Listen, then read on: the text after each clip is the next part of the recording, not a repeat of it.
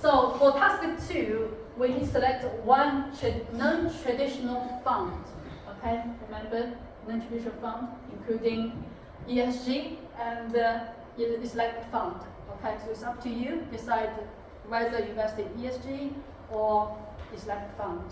Okay, so these funds are basically regarded as equity funds. Then we also invest in one bond fund. Okay, so it could be corporate bond fund. Okay, corporate bonds with the maturity around 5 years or more than 10 years. It's up to you. Okay, and then money market fund. Okay, money market fund means that we invest in mainly short-term fixed income. Okay, not really fixed income, but short-term bond type assets like certificate of deposit, treasury bill. Okay, so not only U.S. issue treasury bill, but also other countries, other governments like Italy, okay, Greece, Switzerland. Okay, so these are the assets that we can invest in. Given the different asset classes that we select and build up this kind of investment fund, we also need to select a similar benchmark for each type of asset class. Okay?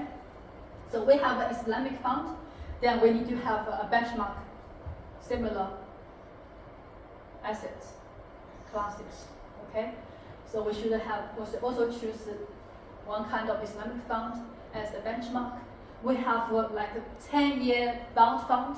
Okay, so in this fund, it included all kinds of corporate bonds with maturity over than 10 years.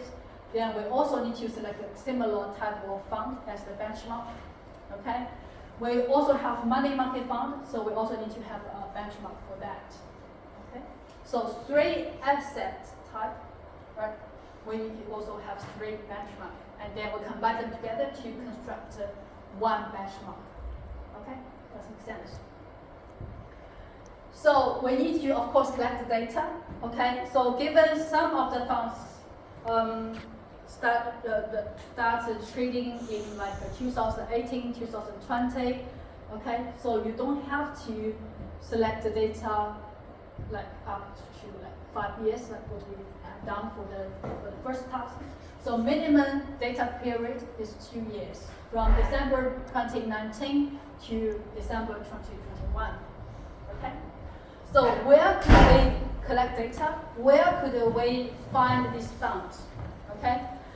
Normally, it's very easy to collect data of exchange traded fund ETF, right? So we can find data from Yahoo Finance. Okay. But which kind of fund that we should select? Okay. So we can easily go to the webpage of investment management companies like BlackRock, Vanguard, Fidelity, or like Invesco. Okay, whatever investment company that you like.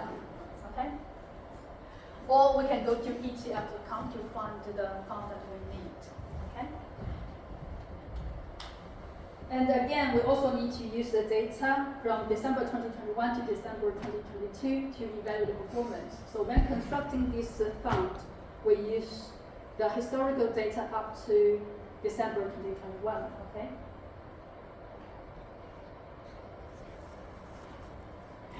So this is the web page of ETF. Okay. So we can basically find all kinds of funds. For example, first, we need to find a non-traditional equity fund. Okay, so we select the equity here. Okay, and then we got also other segment niche.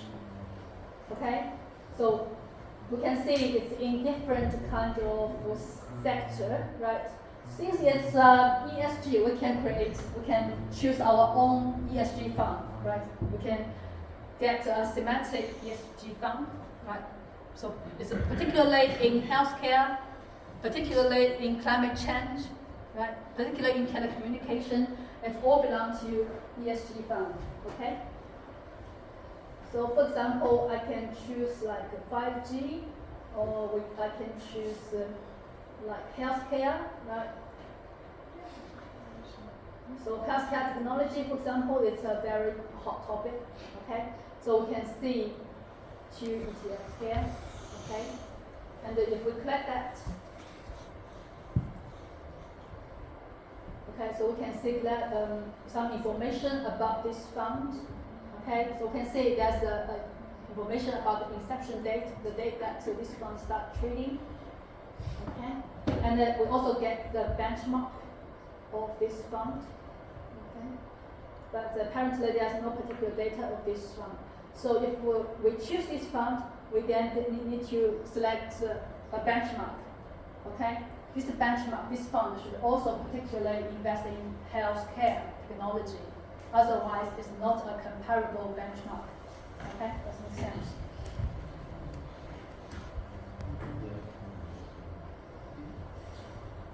And we can see top 10 holdings of this fund, right? Yeah. So for example, if I'm interested in this fund, then I can select the data, collect data from Yahoo Finance. So the tick number of this fund is HTEC, right? So just put HTEC here. Okay, you can see there is this kind of font name show up. Okay. Again, we can collect historical data. This is what we are familiar with, right? We choose the data range, and then frequency is monthly, remember? Okay, so we can choose the data up to like 5 years or 3 years, 2 years, it's up to you guys. Okay? Is that clear? So this is for ESG fund. Of course, we can choose our own ESG fund. Okay, so if I build up our own ESG fund. So, for example, if I particularly like to invest in stocks like Tesla, and then what else? Like Apple, Amazon. These could belong to like environment-friendly assets, right? So we can do that on our own. Okay, it's up to you guys.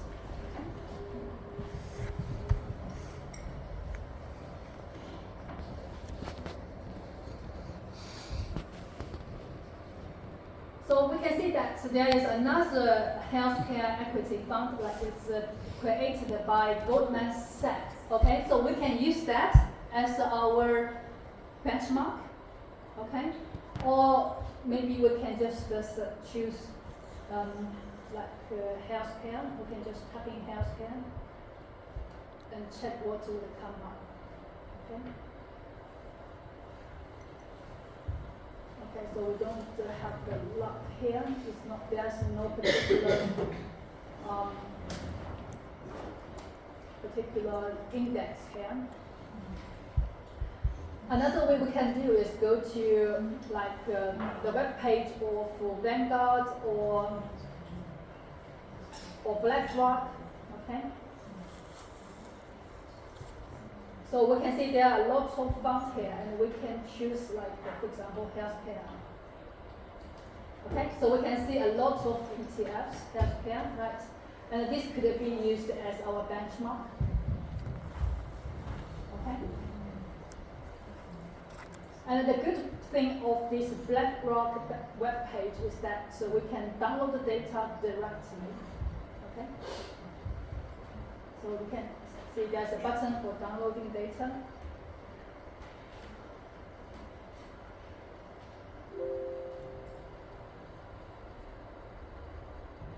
Okay, so we can see the holdings, the assets included in this fund. Okay, there's an exact name of this fund, these stocks. Okay, and then we've got the price, the return of this fund. Okay, so we can just use the data from this spreadsheet instead of collecting data from the Yahoo Finance.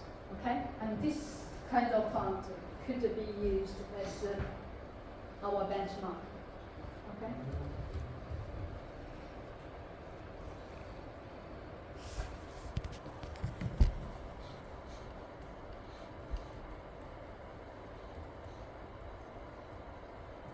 Yeah, so we can see a lot of information here. Okay. Is that clear? So this is for equity fund. Okay, it's up to you guys. Okay. We can either choose a particular sector of this fund, okay, as long as it's friendly to the environment, has good impact on society, okay, or we can select ESG fund from BlackRock, from Vanguard, from Fidelity, from this kind of asset management company, okay. So this is about ESG fund, and then we choose bond, okay. So we can choose, normally we can choose a 10-year or more like bond, okay, and the investment grade, okay. So it means that we undertake low risk, but we could get stable income, okay. So here we can do that in ETF.com. So asset class here becomes a fixed income, right? And we can choose term, long-term, short-term, ultra short-term. So ultra short-term is for cash fund, and the long-term could be a good one. Normally it's above 10 years. Okay, so some of the bond is above 10, 20 years.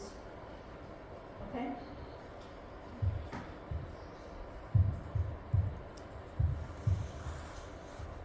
Okay, so we can choose the credit, we can choose investment grade, okay, or junk bond is really up to you guys. But remember that whatever fund we choose, we need to choose a similar kind of fund as the benchmark. Okay.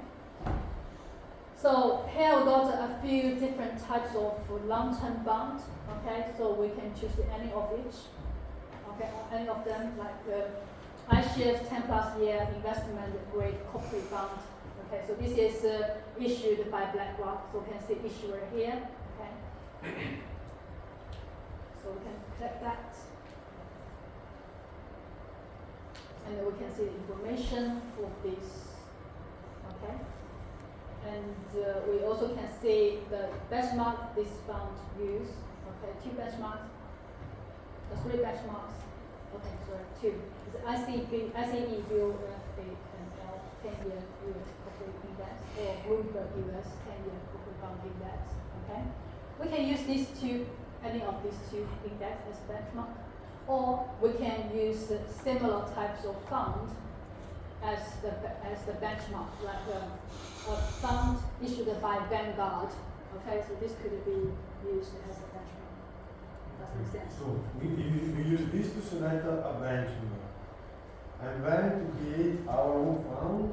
We can create our own fund, but for bond it's more complicated, which means that we need to. No, but so I should select a benchmark in the way you just showed me. And then to create my own investment fund, I choose one of these. I choose one ETF, and one ETF. Yeah, but different from different classes, asset classes. Okay. I will show how to do that later. Okay, I'll explain that. So for this kind of bond fund, right? IGRB, this is ticket number.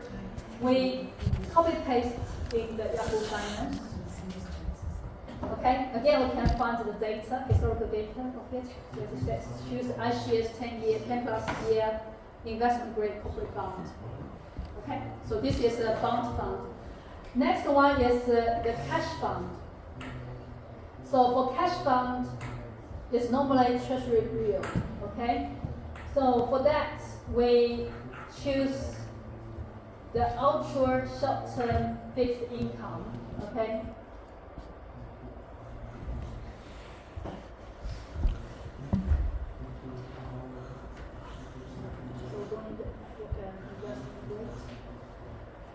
Okay, so I choose the fixed income as for asset class, and then ultra short term is name, right?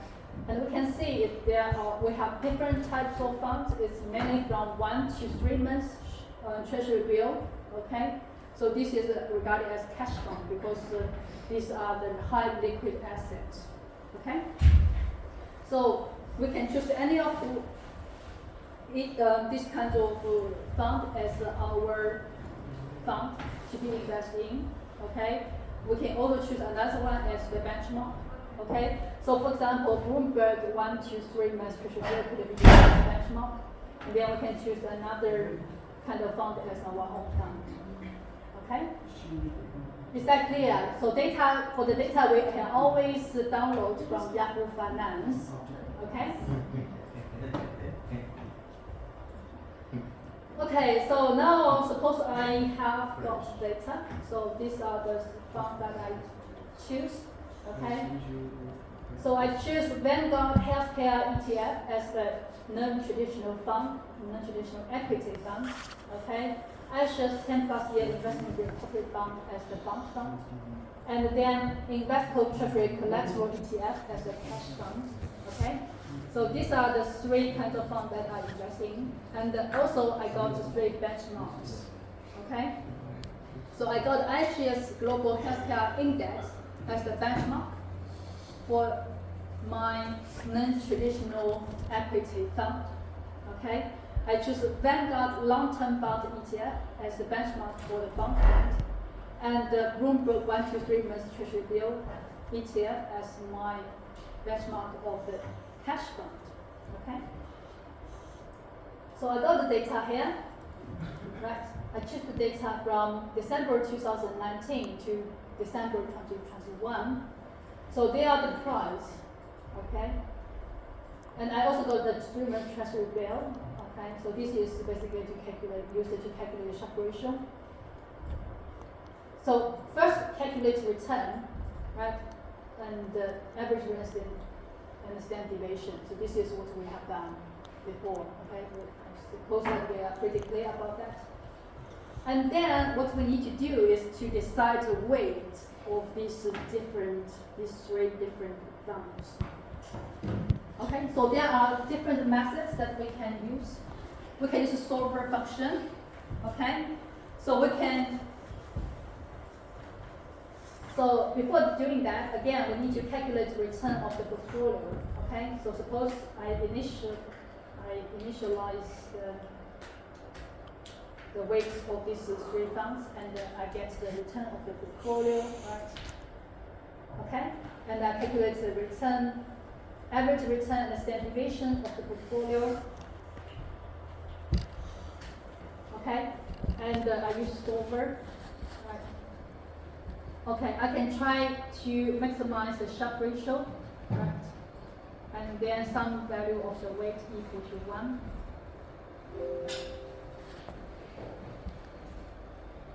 Okay, so this is the weight that I got. So ESG fund only 3%, bond fund less than 1%, cash fund more than 96%. Okay, you probably are not happy with that. Maybe we would like to get higher return. For example, here the return is very, very low. Okay. So what we can do is that we add another constraint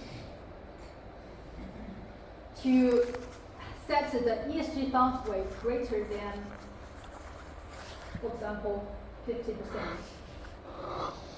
Okay. I would like to get higher return. Okay, so this is the result. If I set 50% on ESG fund, then I invest 0 in bond fund and 50% in cash fund. So it's okay, I can accept that. Okay, so we can either use solver or we can just set the weight that we like. Okay, does it make sense? Yeah. So for the portfolio, you're going to use the amount function, choose all the return. Yeah. Yeah. So that's the same. Okay. The only difference is on the weights that we set. Here we don't have to set the tangency portfolio as our fund. Okay, does that make sense? There is no 10 portfolios, there is just one portfolio. Just one portfolio. We don't need to depict the minimum variance frontier, we just choose one portfolio. We can set the weight that we like on these 3 funds. Okay, so it's okay if bond fund is 0 if we don't like to invest more in bond fund, or I can just set like 10% on bond fund, cash percent, like 20% on cash fund, and then 70% on ESG fund. Okay, so it's up to you guys. And the benchmark. So normally, given the portfolio of these given the weights of these funds, we set the same weights on the benchmark. Okay? That makes sense. So the benchmark, although we choose 3 funds as our benchmark, but in the end there is only one benchmark. Okay? We need to combine these 3 assets into one fund, and that fund is our benchmark. That makes sense. Okay? So for example, previously I set weights of ESG fund 50% and 0 on the bond fund and 50% on cash fund. I can do the same here. I can just set 50% on ESG, 0% on bond, and 50% on cash. Okay? Then I got to return and standard deviation on this benchmark. Okay? Is that clear? We do that. We need to have the benchmark return and standard deviation because we need to evaluate the performance of our fund. Is that clear? Is that clear? Okay. So why do we do that? Okay, this is related to profit attribution. Okay, this is what we will learn in the next lecture. So in the next lecture, I will talk about performance evaluation and attribution. So attribution is on the final lecture. Okay, so I'll talk about all these kind of concepts. Okay, in the next week, cover next lecture and the final lecture. Okay, so in the final lecture, we will first go through the tutorial questions, and then I will show you how to evaluate the performance in the spreadsheet, and then we can work on all the tasks, okay, required in the coursework. Okay, is that clear? And then I can talk a little bit about the exam because I wouldn't be with you in the next term. Okay, so it would be Dr. Song, deliver the lecture and the tutorials of this module in the second term. Okay, so the second term will be delivered by him. Sorry. The whole term will be delivered by Yeah. So next time you will be with Dr. Song, and we will mainly learn the investment strategies. Okay. Any questions? How do when we are writing the report, so we have to describe what all things basically. Can you share that report? I have already shared the examples of the report. Okay, so you can work on that, and if you submit it, I try to make that report good. sorry. I try to make the report good. Let's see how it goes. Try to replicate it. No, He said he's trying to make his own report look fantastic. Okay, that's good. Yeah, so about task 2, do we have any questions? No. Okay, so once we know how to work on task 1, task 2 is not that difficult, okay? And of course, if you have any questions, I will still be with you, right, for the rest of the 2 weeks. If you have any questions, you can come to me, okay? We can sort that out. And of course, the due date for the coursework submission would be 31st of January. So before that, you can always drop me an email, okay, or come to my office. We can talk about that, okay? And then next, I know that it's very difficult for us to come at 9 a.m. for the lecture tutorial. So because we don't have too many things to talk in the final 2 lectures, so we can run the lecture and the tutorial at 10 o'clock and then finish that at 12. Okay, is that all right? So next week and then the week after, you don't have to come that early. So you can come at 10 a.m. Okay, and then we use 2 hours to finish the lecture and tutorial. Okay, is that all right? Okay, thank you guys.